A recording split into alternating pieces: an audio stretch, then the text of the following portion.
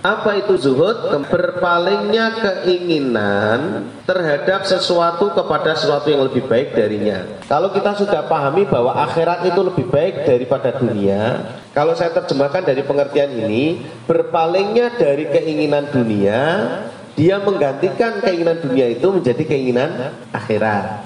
Apa sih yang kita inginkan misalnya? Pengen ngantenan besar-besaran, itu urusan dunianya begitu. Tapi dia ingat, oh Allah nggak memperbolehkan boros, Rasul menganjurkan sederhana. Akhirnya anjuran Allah dan Rasul ini lebih didahulukan. Nah, itu kan berarti kan orientasi akhirat untuk mengalahkan gengsinya. Lalu dia mengambil yang sederhana, apa adanya, ya tidak terpengaruh dengan omongan orang dan seterusnya. Itu berarti dia telah mengambil sesuatu yang lebih berharga, sesuatu yang lebih baik daripada keinginannya dia, keinginan duniawiannya dia.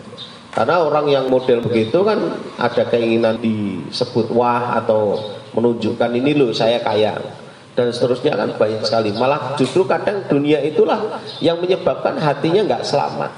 Karena ada orientasi tadi kan hatinya nggak selamat. Itu yang bikin orang nggak tenang. Tapi kalau orang hatinya stabil, walaupun dia kaya, menyelenggarakannya sederhana, ya tetap tenang-tenang aja, nggak ada masalah. Itu hebatnya kalau orang itu punya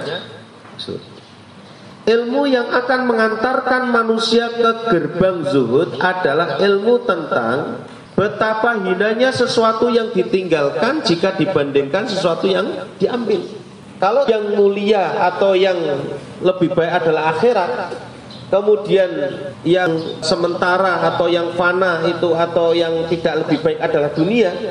Pengertian selanjutnya adalah agar kita bisa menjadi orang yang zuhud itu, kita harus tahu tentang hinanya dunia yang akan kita tinggalkan dibanding dengan mulianya akhirat. Baru dia akan bisa zuhud. Selama tidak bisa membedakan itu, maka nggak bisa. Lah sementara para sahabat dulu juga menganggap dunia itu hina, remeh, bahkan dianggap seperti tanah. Tanah itu apa sih? Diinjak-injak ya diludahi, buat ngubur bangkai. Mana? Hebatnya mana gitu? Nggak ada. Tapi orang kan kalau ngejar dunia itu luar biasa. Mungkin pernah merasakan 24 jam nggak tidur, cuman fulus nyari duit.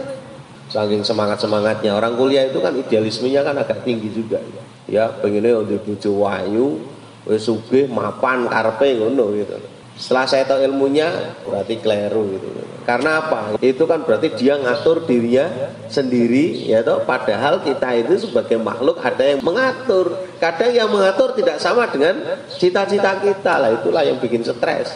Makanya yang idealismenya masih bertahan, itu sampai hari ini nggak dapat apa-apa. Kalaulah dapat tersiksa dia, caranya itu mesti dengan cara nakal.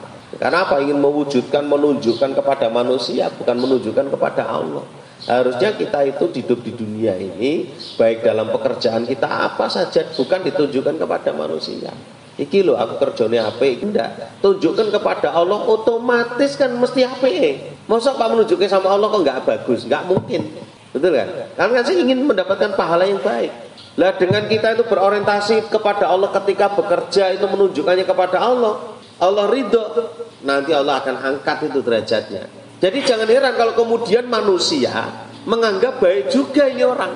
Lah kalau kepada Allah dia tunjukkan baik, ya otomatis manusia akan menganggap baik, kecuali yang hasad, yang hatinya ada iri, ada dengki, itu beda lagi.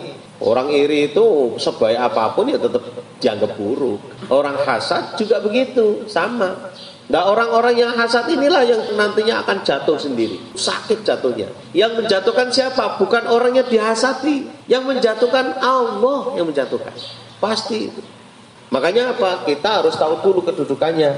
Walal akhiratu khairu abqa. Akhirat itu lebih kekal. Dunia itu fana, fatamur gana, sementara, permainan. Lah kalau sudah banyak permainan saja berarti kan nggak serius kita di dunia ini. Ya, makanya dibikin biasa aja. Kerja lillah, nanti Allah yang memberi pahala. Dunianya dapat gak? Dapat, karena sudah ada MOU, perjanjian. nanti digaji berapa, tunjangannya gimana, bonusnya gimana, itu ada MOU. Jadi nggak usah diperhatikan, itu sudah nanti jalan sendiri secara sistem. Berarti konsentrasinya bagaimana bekerja itu lillah. Nanti akan tahu dahsyatnya rezeki itu betul-betul barokah.